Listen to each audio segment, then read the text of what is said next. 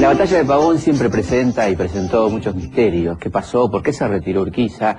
Vamos a escuchar la versión de los masones sobre este retiro tan particular y esta victoria de Mitre, aparentemente acordada, según nos van a contar, en esta batalla que decidió el futuro argentino y que dio paso a la organización nacional a partir de la presidencia de Mitre luego de un año de la batalla de Pavón en 1862. Y también vamos a hablar sobre un tema fundamental en la masonería, su racionalismo, su cientificismo, el apoyo a la cultura y a la ciencia y, por supuesto, como casi lógica, particularmente en el siglo XIX, la contraposición al ideario católico más cerrado, y particularmente la gran disputa en torno a un tema central, que es el tema educativo, cómo la masonería batalló durante más de 10 años para poder sancionar finalmente, con el impulso de un gran masón, que era Sarmiento, la ley 1420. Hay algunos que simplifican la cosa y dicen los unitarios eran masones, los federales eran católicos, y no es así. Hubo una masonería federal muy importante, donde estaba el general Tomás Guido, donde estaba Manuel Moreno, donde estaba Carlos María del Viar. Claro. En fin, había Dorrego, por ejemplo. Dorrego pertenecía a logias norteamericanas. Claro, cuando estuvo exiliado y se vino enamorado de todo el sistema, vino cuasi abogado. Por eso el asesinato o el fusilamiento de Dorrego fue un gran retroceso para el país. Absolutamente. La masonería tuvo una participación decisiva con la generación del 37, que se propuso unir el país, pacificarlo. Claro. Es decir, lograr la confluencia entre unitarios y federales. Y aparece una logia que había tenido una actuación en la clandestinidad y después se formalizó, que es la Logia Confraternidad Argentina número 2, que es la logia que se denomina de la Unidad Nacional. ¿Cuál era el escenario político después de Caseros?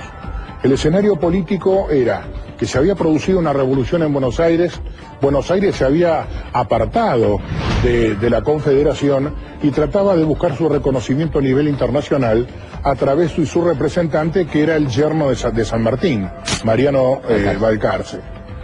Con alguna suerte escasa estuvieron a punto de obtener el reconocimiento francés y que fue bastante torpedeado por Alberdi, que representaba a la Confederación. Entonces la masonería toma cartas en el asunto y trata de evitar de que haya que continúen con las guerras civiles de entonces. Se conforma en el año 1857 la Gran Logia de la Argentina de Libres Aceptados Masones, presidida por Roque Pérez, que era federal y había sido funcionario de Rosas durante 8 años, pero él estaba dentro del grupo de los federales dorreguistas, y se propusieron unir el país. Y no tuvieron mejor idea que como para cuando fueron a celebrar las fiestas mayas del año 1860, hicieron una amplia convocatoria, invitaron al presidente de la Confederación con sede en Paraná, Derqui, lo invitaron al gobernador Urquiza, y se celebró, hubo una gran fiesta. Sarmiento los invitó a la escuela modelo, ahí hubo una gran recepción, y se los invitó a una tenida de lo que se denominó de la Unión Nacional. Con anterioridad a esa tenida, el 18 de julio del año 1860, es iniciado a la vista Bartolomé Mitre. ¿Qué significa iniciado a la vista? Cuando hay una personalidad que reúne todos los valores masónicos, de eticidad, de libertad, de respeto a la otra persona, que trata de convivir con el que piensa diferente, lo ve como un adversario circunstancial y no como un enemigo. Si tiene todos esos valores, se lo inicia a la vista y se le otorgan los 3 grados. Hay un hecho curioso. Mitre, el 18 de julio de 1860, lo inician masón, le dan por comunicación los 3 grados, y el 21 de julio del año 1860, las logias Unión del Plata y Confraternidad Argentina celebran lo que se denominó la tenida de la Unidad Nacional, donde se le otorga el grado 33 a Derqui, a Sarmiento, Urquiza, Gelioves, Mitre, y no sé si me queda pendiente alguno. Esa reunión se celebra en la antigua sede de la Gran Logia, que es donde ahora funciona el Banco de la Nación Argentina, y hay una recepción extraordinaria, todo el mundo vestido de gala, lo recibe el gran maestre, el soberano gran comendador y gran maestre, que en ese momento estaban juntos los dos cuerpos, y estaba presidido por Roque Pérez. Reciben a todos estos personajes, se retiran a un templete, le otorgan el grado 33, vuelven nuevamente a la tenida masónica, son recibidos, nosotros no aplaudimos jamás, pero fueron recibidos con un atronador salva de aplausos, una gran emoción, porque se estaba tomando conciencia de que se estaba logrando la unión de los argentinos. Se sentaron en el sitial del gran maestre, se sentó Roque Pérez, y a ambos lados Mitre y Urquiza. Mitre era el gobernador de Buenos Aires y el presidente, el que dirigía los unitarios. Urquiza, gobernador de Entre Ríos y presidente de los federales.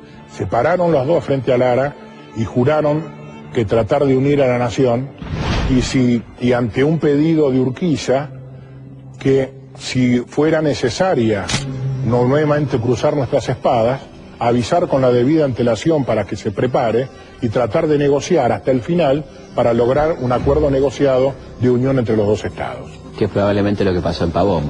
Y hay un tema que los historiadores no tienen en cuenta. Cuando termina esa tenida, Urquiza y Mitre se afilian juntos a Confraternidad Argentina. Y a partir de ese momento, los problemas que tuvieron Urquiza y Mitre fueron decididos en lo que nosotros denominamos Cámara del Medio. ¿Qué sería? Que es la Cámara de Maestros, donde se reúnen los maestros, y ahí es donde deciden los diferendos entre hermanos. Entonces, hay un tema que no ha sido tratado, por eso se habla del misterio de Pavón. Claro. ¿Qué ocurrió en Pavón? Bueno. ¿Por qué se retira Urquiza, digamos? Claro, ese es un tema que nosotros dejamos librado a la conciencia de cada uno. Pero, la realidad era que ambos... Lo dejamos librado, pero no tan librado. No tan librado. Pertenecían sí. a las logias masónicas. Yo he buscado las actas porque estoy convencido que hubo un acuerdo. Claro. No fue la única batalla donde se decidió en logias masónicas. En Estados Unidos, en las logias de la independencia, en las batallas de la independencia, también se decidieron. Y acá se decide la incorporación definitiva del Estado de Buenos Aires, la aceptación, porque ¿qué había ocurrido con anterioridad? Se había firmado el Pacto de San José de Flores. Después de Cepeda. Claro, después de Cepeda, donde se había convenido la incorporación de Buenos Aires. No sé, triunfan en Cepeda las tropas de la Confederación, pero no se animan a entrar. Triunfan, pero no triunfan. No triunfan. Claro. Entonces, triunfan militarmente, pero no políticamente. La legislatura de Buenos Aires se negaba a aceptar la Constitución. Después de la tenida de la Unidad Nacional, en septiembre se juntaron, se reunieron, la aceptaron y nombraron diputados. Después vino el problema por los diputados en Pavón. Sí.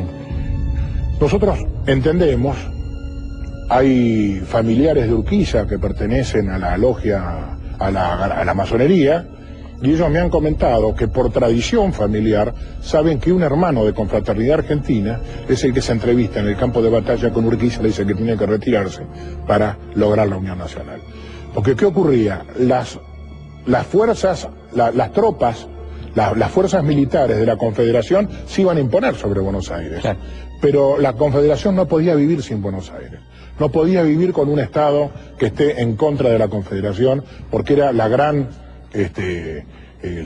fuente de recursos. El puerto, la aduana. El puerto, la aduana y todo lo demás. Después viene otra lucha que es por el puerto de Buenos Aires, seguro, que en realidad es por el reparto de los frutos del puerto de Buenos Aires. ¿Cuál fue la influencia de la masonería en la ley 1420, la sanción de la ley? Fue fundamental. La masonería, si nosotros relacionamos todos los grados de la masonería, tanto en los grados simbólicos como filosóficos, en realidad la masonería es una unidad sistemática de conceptos para interpretarlo, que determina un modelo de sociedad y una forma de un tipo de persona, cómo tiene que ser la persona. ¿Cuál es ese modelo de sociedad? Está basado en 3 principios: libertad, igualdad y fraternidad. ¿Cómo se logran esos principios? A través de la ciencia, justicia y trabajo. En el juego armónico de los primeros principios, es que a nosotros nos va a dar el abanico de quiénes son los que están integrados dentro de la masonería. La masonería están integrados de izquierda a la derecha todos. Es decir, quien ponga más acento en la libertad será de centro derecha. Quien ponga más acento en la igualdad, de centro izquierda. ¿Quiénes son los que no están contemplados en la masonería? Es los que defienden el fascismo, el nazismo, el estalinismo y el falangismo. Todos ellos están fuera de la masonería.